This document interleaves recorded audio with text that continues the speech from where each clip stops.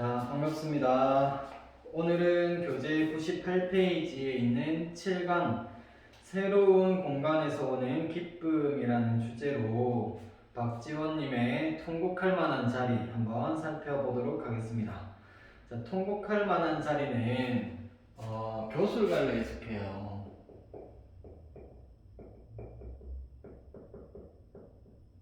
자, 일반적으로 우리가 문학의 갈래는 크게 네 가지로 나눠볼 수가 있죠. 우리가 첫 번째 서정갈래, 시로 대표되는 서정갈래를 살펴봤었고, 그 다음 두 번째 서사갈래, 소설로 대표되는 서사갈래 살펴봤었고요. 그 다음 세 번째 희곡, 시나리오로 대표되는 극갈래 살펴봤었습니다. 오늘은 이제 수필로 대표되는 교술갈래에 대해서 살펴볼 건데, 그러면 교술갈래란 무엇인지에 대한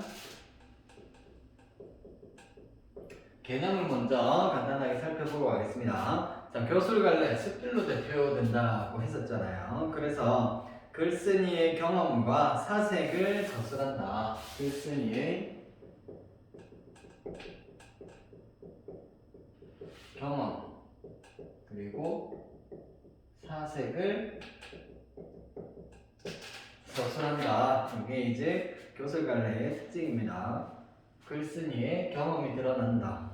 대표적으로 하위갈래로 어떤 것들이 있냐면 일반적으로 고전 작품에서 많이 나타나는 설이라던가 기, 뭐 이런 것들이 있고요. 그 다음 수필, 기행문, 뭐 이런 애들이 있습니다. 설하고 기 같은 경우에는 고전 수필이다 이렇게 생각하시면 될 것 같아요. 고전 수필이다 이렇게 생각하셔도 될 것 같습니다. 그 다음에 우리가 수필에 대해서 이제 살펴본다. 통곡할 만한 자리는 수필이니까요. 수필의 특징에 대해서 간단하게만 살펴보고 본문 보도록 하겠습니다.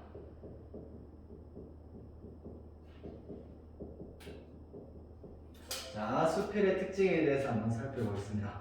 수필은 교술갈래 안에 들어가니까요. 글쓴이가 경험을 통해서 얻은 깨달음, 그리고 감동, 그리고 교훈 등을 전달한다라는 특징이 있어요. 다시 글쓴이가 경험을 통해 얻은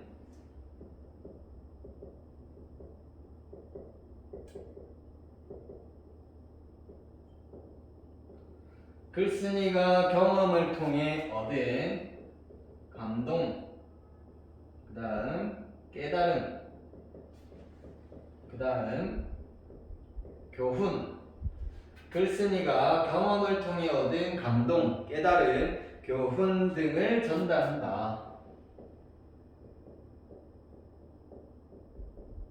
전달하는 문학의 갈래가 바로 이 수필이다 라고 보시면 되겠습니다. 그 다음 수필의 또 다른 특징으로는 형식이 자유롭다라는 게 있어요.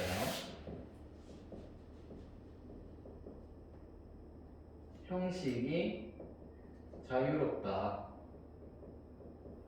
자, 형식이 자유롭다. 그리고 한 가지 더, 글쓴이의 개성이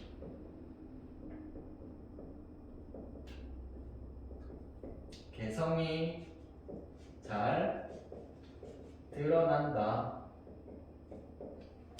다시 수필은 글쓴이가 자신이 직접 경험한 것을 통해 토대로 감동, 깨달음, 교훈 등을 전달하고요. 그 다음에 형식이 자유롭다라는 특징이 있고, 그 다음에는 글쓴이의 개성이 잘 드러난다라는 특징이 있습니다.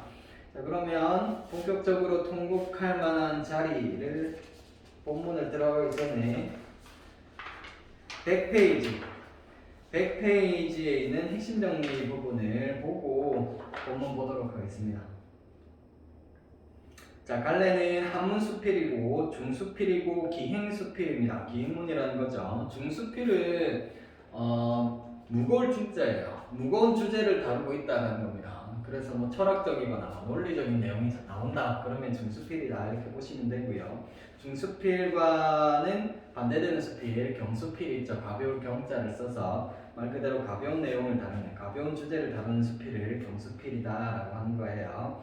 그 다음 성격은 체험적이고 논리적이고 설득적이고 사색적이고 교훈적입니다. 그 다음 제재는 광활한 요동벌판. 이 박지원이 청나라에 이제 사신으로 가는 길에 사신의 그 행렬에서 청나라로 가는 길에 요동벌판을 보게 돼요. 지금하고는 느낌이 많이 다르겠죠. 지금은 건물들이 많이 올라와 있는 상태일 거고 그 당시에는 허허벌판이요. 그래서 예를 들면 우리가 바다에 나가면 아무것도 없는 망망대해와 같이 육지 요동벌판이 그런 느낌이었다라고 생각하시면 될 것 같아요. 그래서 광활한 요동벌판을 보면서 느끼는 감회, 느낌, 그 다음 새로운 세계를 만나는 기쁨, 좁은 조선 사회에만 갇혀 있다가 이제 넓은 청나라로 나가게 되면서 새로운 세계를 만나는 기쁨을 노래하는 게 아니라 기쁨을 드러내고 있고요. 그 다음 특징 같은 경우에는 첫 번째, 문답에 의한 구성 방식을 취하고 있다는 겁니다. 여기서는 정진사라는 인물하고 박지원이 나아가 서로 묻고 답하는 형식을 취하고 있습니다. 주로 정진사가 질문을 던지고 거기에 대해서 박지원이 답을 하는 그런 구성을 취하고 있어요. 그 다음 글쓴이의 창의적인 발상이 돋보입니다. 굉장히 그 일반적인 상식을 뒤엎는 참신한 발상이 드러나는 편이고요. 그 다음 3번 적절한 비유와 구체적인 예시로 대상을 실감나게 표현하여 설득력을 높이고 있다. 자신의 주장에 대해서 근거로 굉장히 그 적절한 비유 그리고 구체적인 예시를 들어서 자신의 주장을 뒷받침하고 있습니다. 그 다음 이해와 감상으로 넘어가서 통곡할 만한 자리는 연암 박지원이 청나라를 여행한 뒤 쓴 기행문 열하일기 중에 한 편으로 만주 지역의 광야를 묘사한 여행기로는 최고작으로 손꼽힐 만큼 참신한 발상과 비유적 표현이 뛰어나다. 그러니까 열하일기라는 책의 한 작품으로 실려 있는 게 바로 이 통곡할 만한 자리라는 수필입니다. 새로운 문물과 사상에 깊은 관심을 가졌던 그는 요동벌판에 이르러 드넓은 세계를 만난 기쁨을 적절한 비유와 구체적인 예를 통해서 실감나게 표현했다. 새로운 문물과 사상에 깊은 관심을 가졌다고 되어 있죠. 박지원 같은 경우에는 실학자였고요. 그 중에서도 이제 북학파였어요. 북학파라는 것은 이제 청나라의 선진 문물을 본받아서 우리나라를 부유하게 강하게 만들어야 된다라고 생각을 했던 분들입니다. 그래서 박지원 같은 경우에는 이런 북학파였다. 다음 특히 천하의 장관인 광야를 보고 통곡하기 좋은 울음터라고 말하면서 그 까닭을 나름대로의 독특한 논리로 설명하고 있어서 호곡장론이라는 제목으로 불리기도 한다. 이 글에서 연암은 울음을 기존의 관념에 얽매이지 않고 새롭게 해석하면서 울음이 지닌 본질에 접근하는 방식으로 자신의 주장을 펼치고 있다. 따라서 이 글에서는 경치에 대한 묘사보다는 연암의 주장이 주를 이룬다고 할 수가 있다. 연암의 주장은 기승전결의 4단 구성으로 정진사의 물음에 연암이 답변하는 문답 구조를 통해서 효과적으로 전달이 되고 있다. 따라서 세모 표시하시고요. 뒤에는 밑줄 긋겠습니다. 이 글은 장관을 보고 감탄하는 것이 아니라 통곡하겠다고 하는 발상의 전환, 대상에 대한 치밀한 분석과 적절한 비유를 통한 글쓴이의 참신함이 돋보이는 작품이라 할 수가 있다. 자, 본문 98페이지로 넘어와서 제목을 보시면요. 통곡할 만한 자리라고 되어 있어요. 통곡이라는 것은 목을 놓아서 운다라는 의미죠. 그래서 목 놓아 올 만한 자리라는 것인데요. 그 자리가 어딘지 한번 살펴보도록 하겠습니다. 자, 7월 초 8일 갑신일 막다 기행문이라고 그랬죠. 여기서는 날짜와 날씨를 제시해서 일기 형식을 취하고 있네요. 그 다음 정사와 한가마를 타고 삼류하를 건너 냉정에서 조반을 먹었다. 자, 여기 정사라는 것은 사신들의 우두머리를 의미하는 거예요.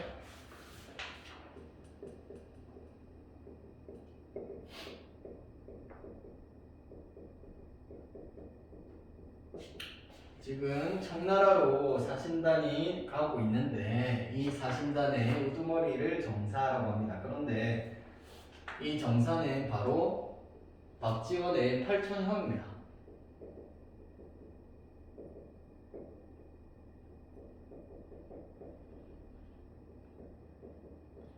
팔촌형인 박명원을 의미하는 거예요. 그래서 그 친척이니까 이 대장하고 굉장히 높은 직책이겠죠. 대장하고도 같은 가마를 탈 수가 있었다.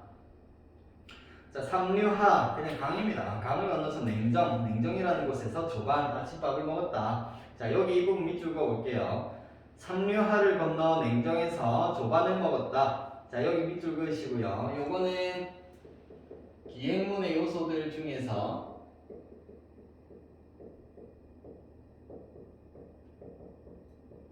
여정에 해당하는 부분입니다. 어디를 들렀는지 제시하고 있죠.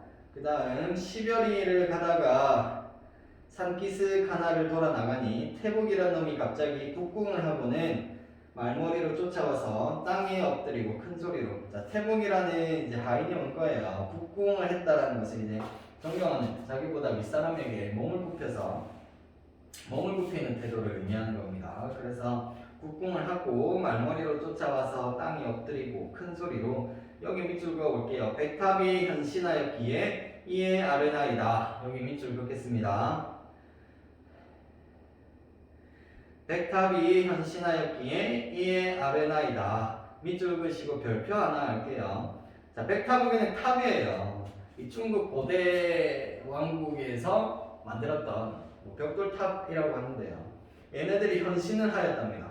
이게 무엇을 의미하냐면 자기가 직접 몸을 보였다는 거예요. 탑이 어떻게 직접 몸을 보일 수가 있겠어요. 자, 현신했다. 방금 밑줄 그으신 부분 옆에다가 요거는 이제 탑이 스스로 등장했다라는 의미를 가지는 거죠. 그렇기 때문에 여기에서는 어떤 표현 방법이 쓰인 거예요? 탑은 사람이 아니잖아요. 그런데 몸을 보였대요. 그러니까 의인법이 사용이 되고 있다라고 볼 수가 있고요. 자신을 보인 겁니다. 현신했다. 자, 그래서 의인법이 사용이 되고 있는데 동시에 주객 전도 탑이라는 건 움직일 수가 없고 우리가 그러니까 이 사신단의 행렬이 탑을 향해서 가고 있었잖아요. 그런데 탑이 자신의 모습을 보였다라고 해서 주객이 전도가 된 표현이 바로 이 부분이 되겠고요. 이렇게 말한 사람이 누구예요? 태복이라는 인물이었죠. 태복이라는 인물입니다. 그래서 이 하인이 여행을 처음 해볼 거 아니에요. 그래서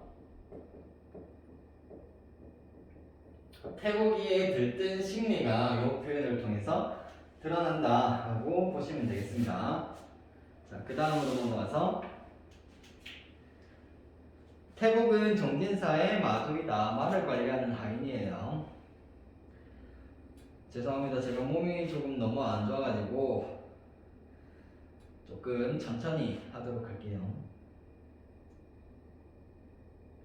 자, 그 다음 산기슭이 가로막고 있어서 백탑이 보이지 않기에 말을 급히 몰아 수십 보를 채 못 가서 겨우 산기슭을 벗어났는데 여기 밑줄 긋겠습니다. 안광이 어질어질하더니 호련히 검고 동그란 물체가 오르락 내리락 한다.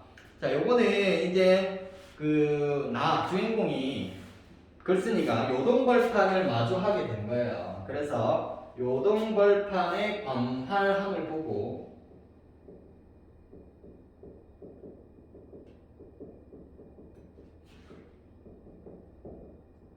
광활함 어마어마하게 넓겠죠. 요걸 보고 안광이 눈의 전기가 막 어질어질하고 그 다음에 동그란 물체가 막 오르락 내리락 한다. 요거는 현기증이 난다라는 거죠. 현기증이 난다. 그렇기 때문에 결과적으로는 심리적으로 굉장히 충격을 받은 상황입니다. 심리적인 충격을 받은 상황이다. 이렇게 보시면 될 것 같아요.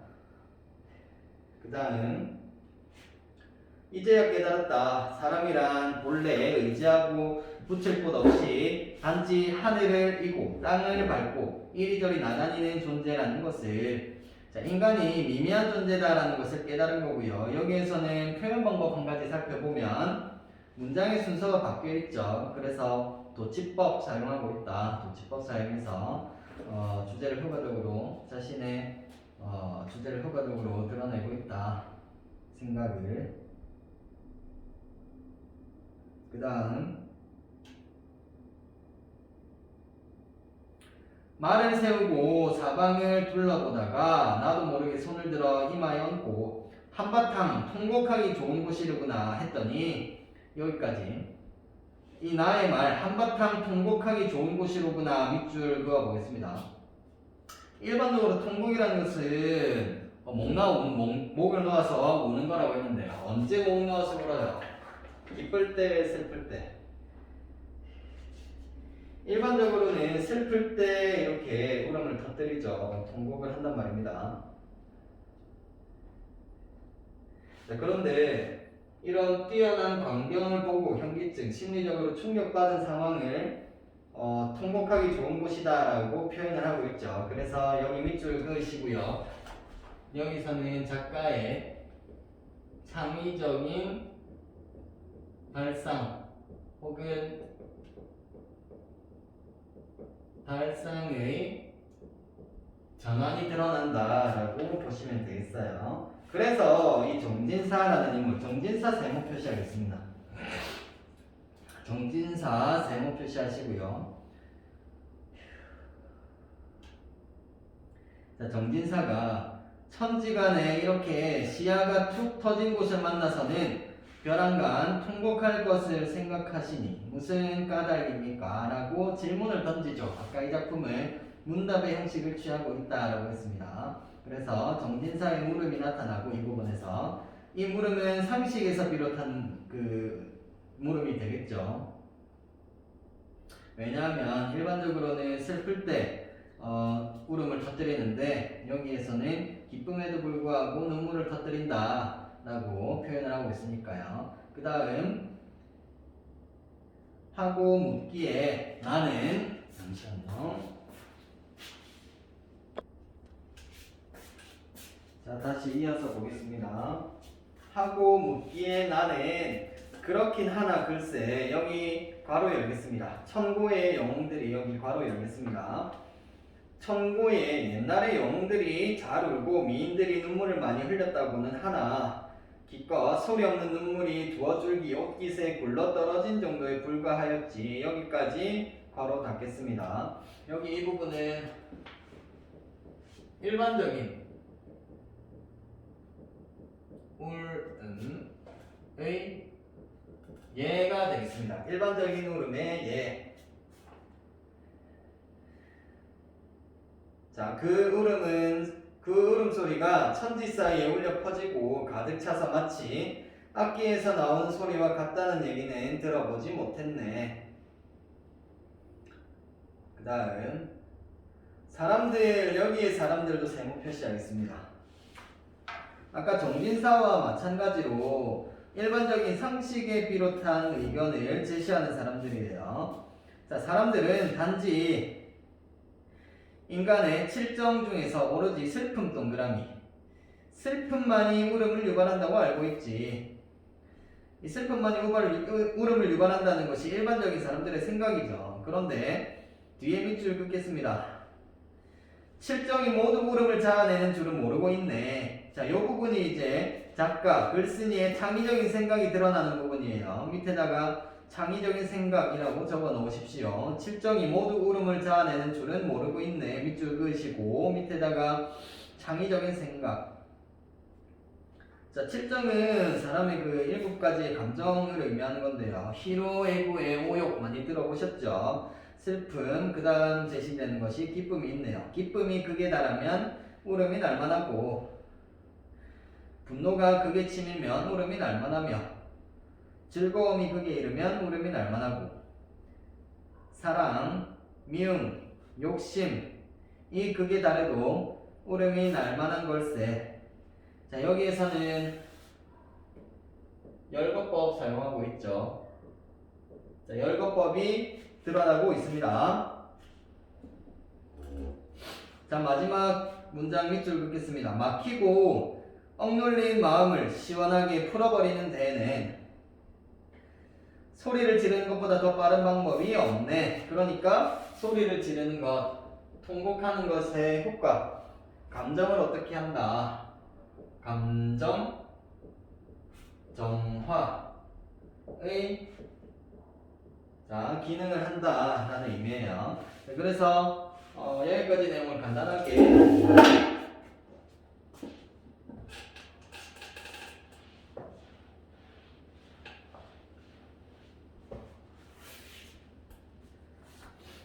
정리를 해보면요.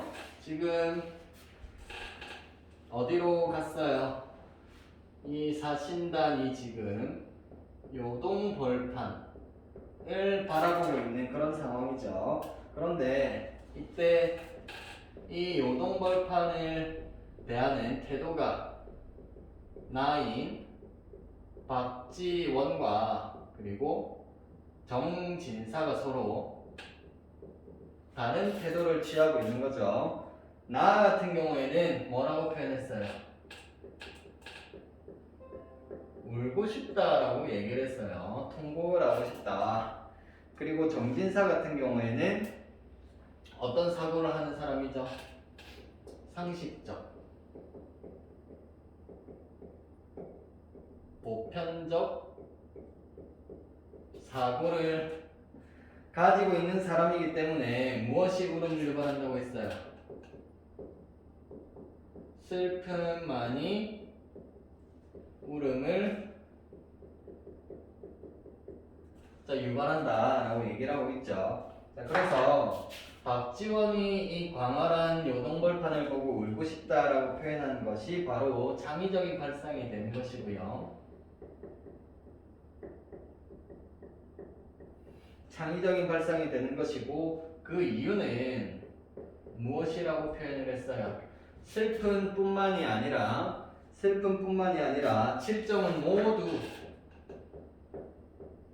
7가지의 감정은 모두 무엇을 유발한다? 울음을 유발할 수가 있다라는 생각이 드러났었습니다. 자, 그 다음 99페이지로 넘어가겠습니다.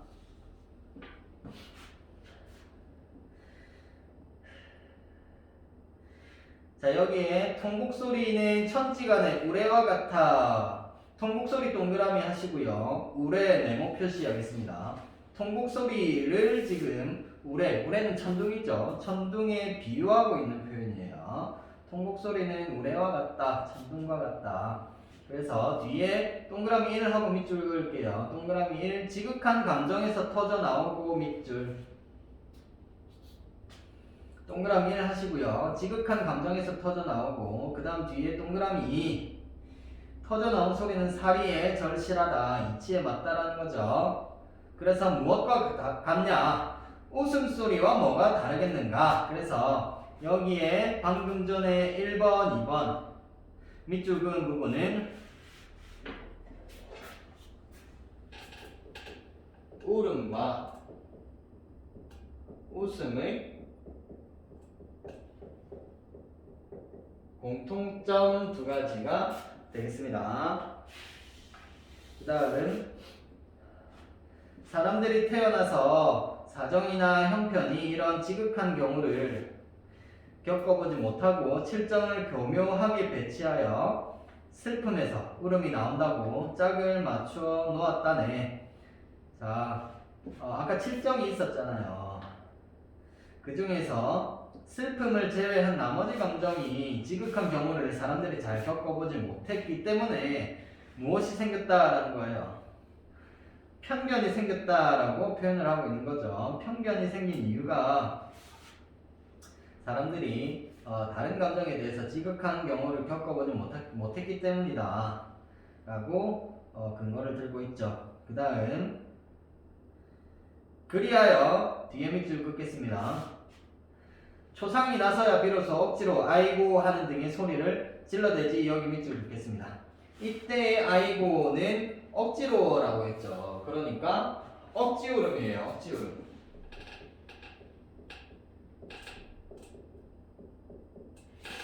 억지 울음. 억지 울음입니다. 얘는 참된 울음이 아니죠.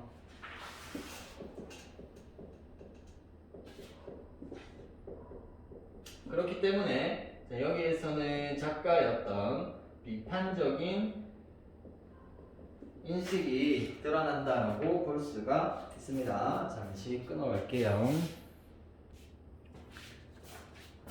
자, 다음 계속 이어서 보겠습니다.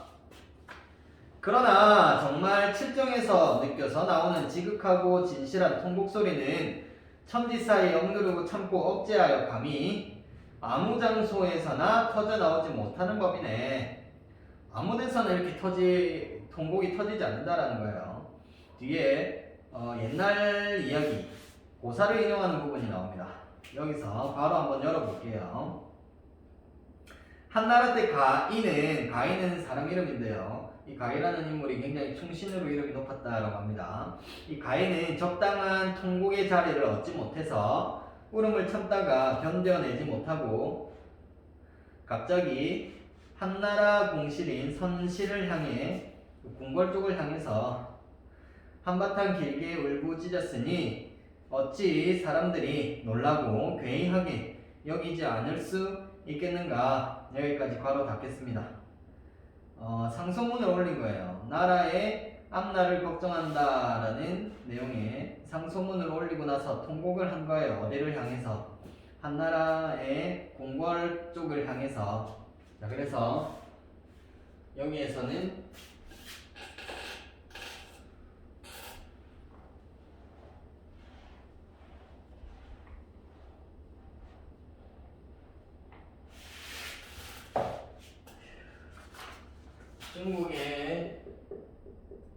중국의 고사를 인용하고 있습니다.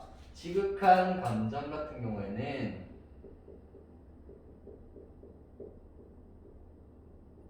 어떻게 해야 돼요?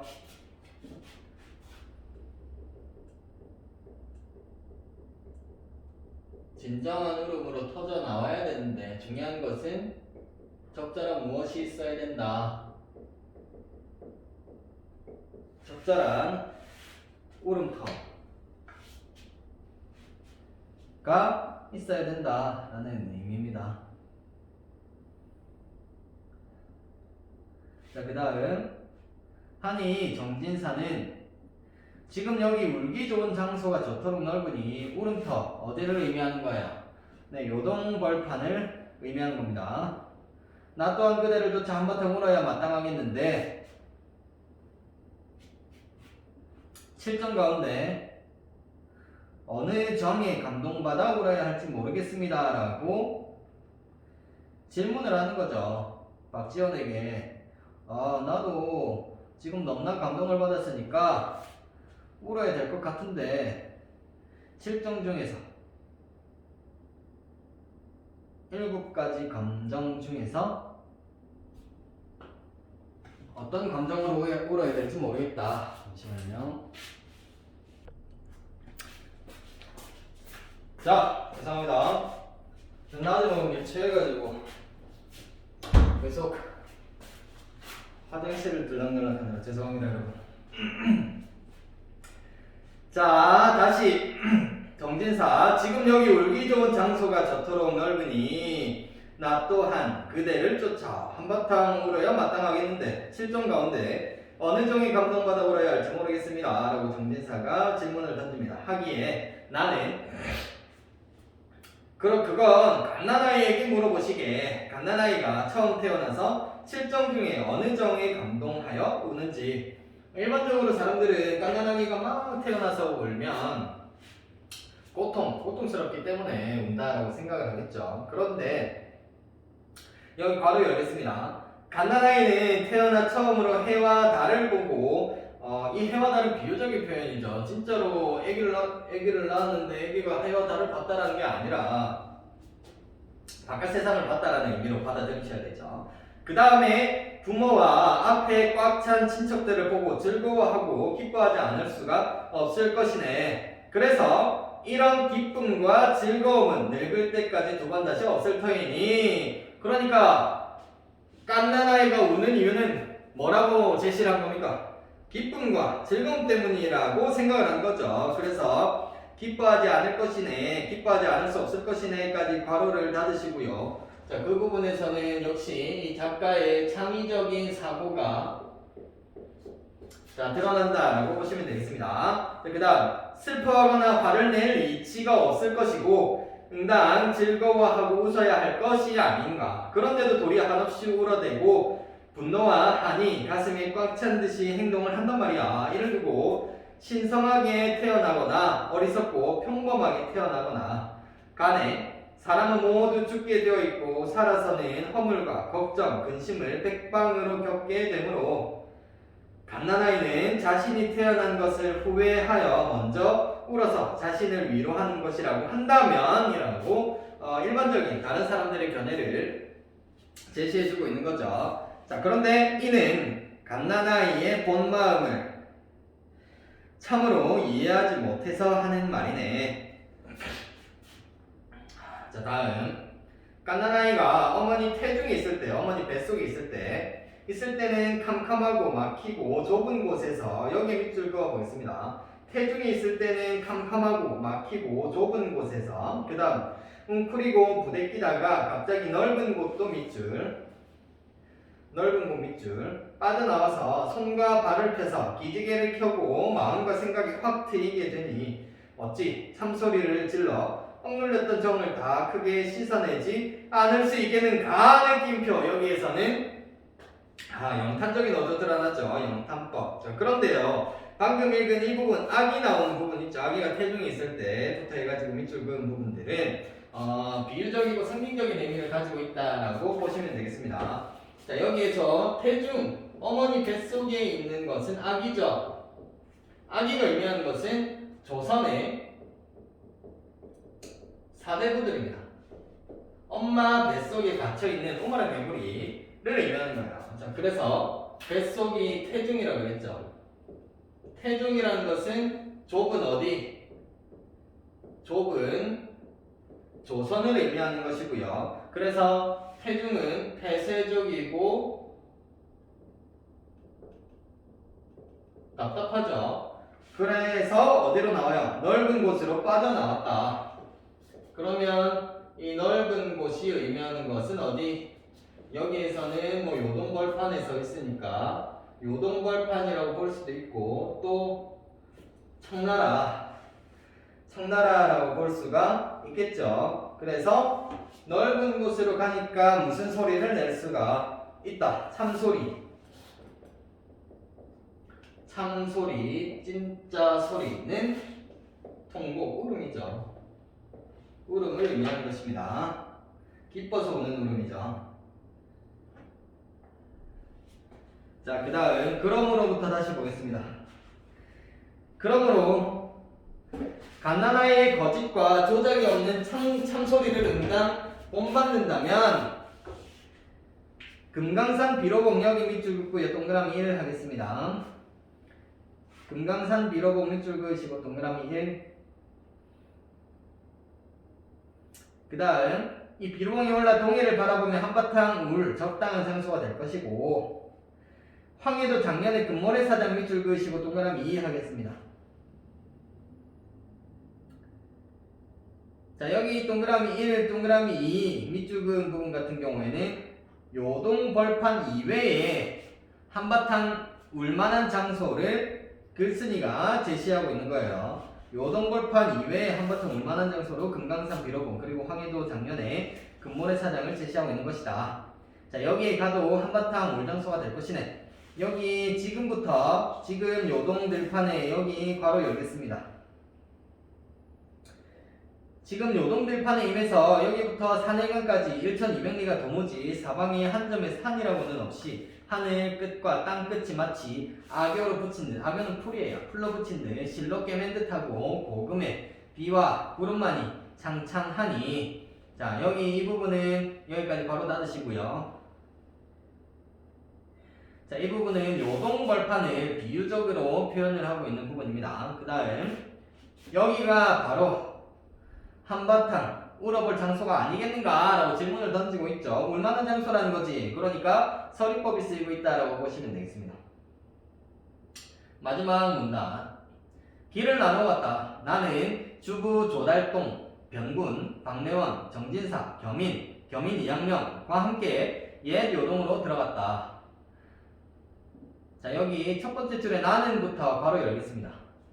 나는 누구누구와 요동으로 들어갔다. 그 다음 번화하고 풍부하기는 봉성이 10배쯤 되니 따로 요동 여행기를 써놓았다. 성문을 나서서 백탑을 구경하니 그 제조에 공교하고 화려하며 웅장함이 가히 요동벌판과 맞먹을 만하다. 여기까지 바로 닫겠습니다. 자, 이 작품은 기행문이라고 그랬죠. 그래서 방금 전에 괄호 열고 괄호 닫은 이 부분에서는 기행문의 3요소인 여정, 견문, 광상,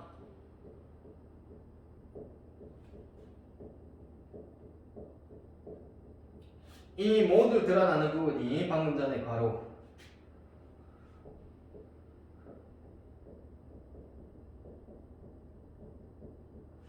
방금 전에 괄호 부분이 되겠습니다. 자, 따로 백탑에 대해서 적은 백탑기가 뒤편에 있다라고 마무리를 하고 있네요. 핵심 정리하고 이해와 감상 부분은 아까 처음에 살펴봤었으니까 101페이지부터 108페이지까지 문제를 풀어보시면 되겠습니다. 여기까지.